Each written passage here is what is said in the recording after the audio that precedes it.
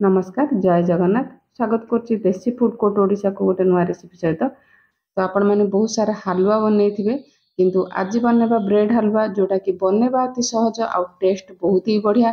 तो आपण मैंने पिला मानकु टिफिन रे देई परिबे, आपण एमती भी खाई परिबे, बने कि गुटे गिना खाईदेले भी आपनको आउ खाइबा को इच्छा हो। एमती ब्रेड रे तो बहुत सारा आइटम बनाउथबे, थरे बनांतु ए ब्रेड हलवा। तो बनवा पई रेसिपीटा प्रथम रु शेष जाय देखंतु। तो एठी मु छोटे साइज रो ब्रेड नेछि, आपण चाहिले जेती आपण हलवा बने से अनुसार अधिका कम करि परिबे।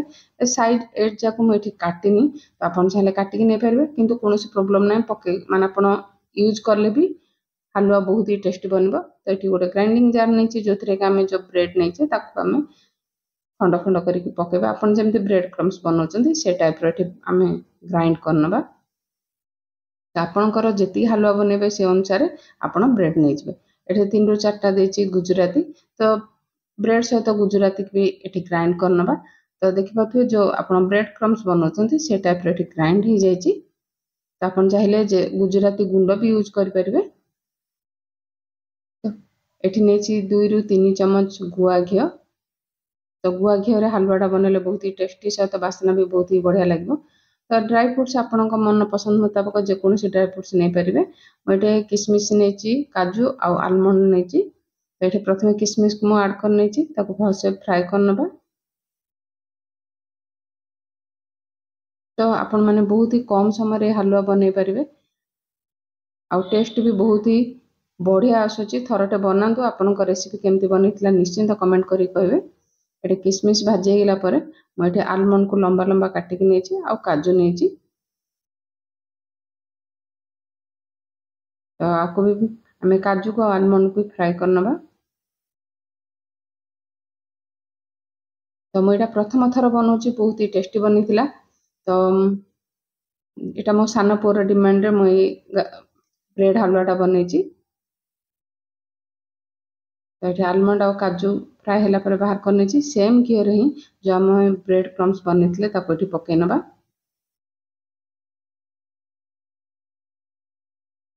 तो जिते आप ब्रेड क्रम्स भाजुं गैस ये जमा हाई करें, जल्दी कलर आसवा सहित आउ माने हलवाटा बहुत ही टेस्टी बनबनी। तो टिके समय लगे 3 रु 4 मिनिट समय लगे मीडियम हीट रे आपण भाजी नेबे। तो जमती गोल्डन कलर आसवा जाए आम भाजी नेबा आम पाउंडुटी को।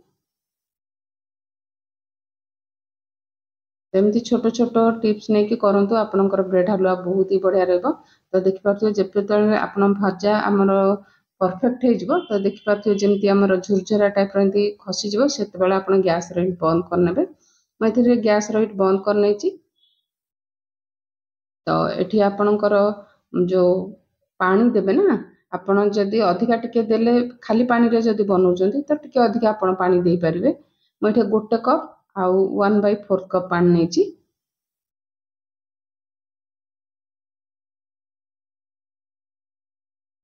जदि भी आपणकर टिके पानी अधिका होला कौन सी प्रॉब्लम नहीं।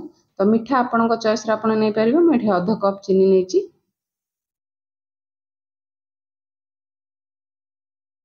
तो टिके लूण देछि, मीठार बालांस माने टेस्टा बहुत ही बढ़िया आसबो। जेकोसी मीठार टिके लूण पकेले तार टेस्टा बहुत बढ़िया आसता है। तो चीनी को आम भलसे 2 रु 3 मिनिट एठी फुटे नबा। ये 2 रु 3 मिनिट फुटीगला पर टिके फूड कलर ऐड करछि, रेड कलर। एटा पूरा ऑप्शनल अछि, आपन जदि पसंद अछि ऐड करिवे। कलर जदि भलो आसबो चाहउछंती नल तो आपन सिंपली बनै परिवे बिना फूड कलर रे। तापरे जेतळे हमर भलसे फुटी जिवो, आमे जो ब्रेड क्रम्स भाजी की रखिथिले एठी पकै नबा।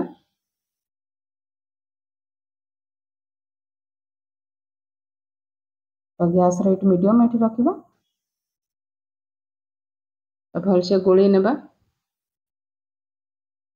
जदि आज वीडियो आपण मानक भल लगुच तो वीडियो गोटे निश्चिंत लाइक करने।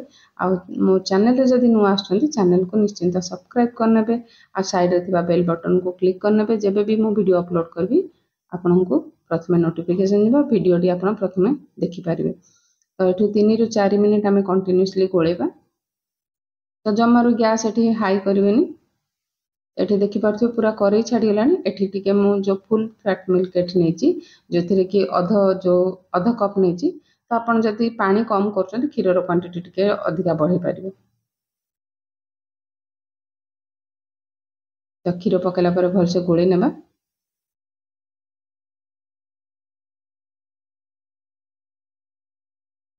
तो देखिए साइड रू पूरा छाड़ी आसलानी।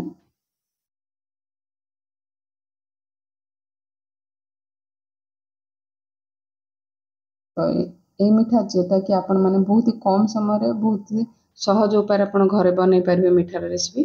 तो ये आउ गोटे रू 2 चमच ये गुआ घी देदेबा। ये ड्राई फ्रुट्स पकेला पर सबको भलसे गोले नेबा।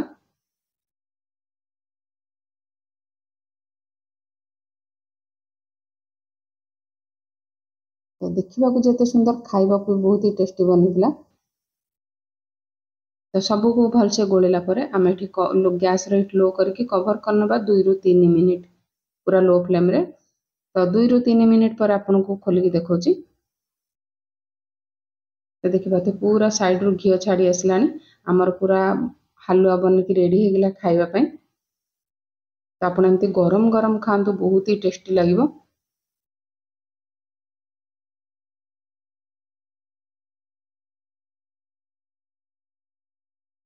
तो आपण घरे बनातु आउ खाई सारला परे आपनकर रेसिपी केमती बनिथिला निश्चिंत आपनकर मतामत देबे।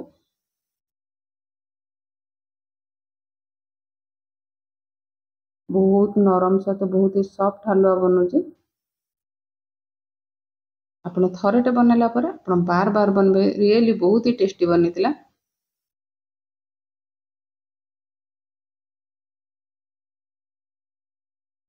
बनातु और एंजॉय करंतु।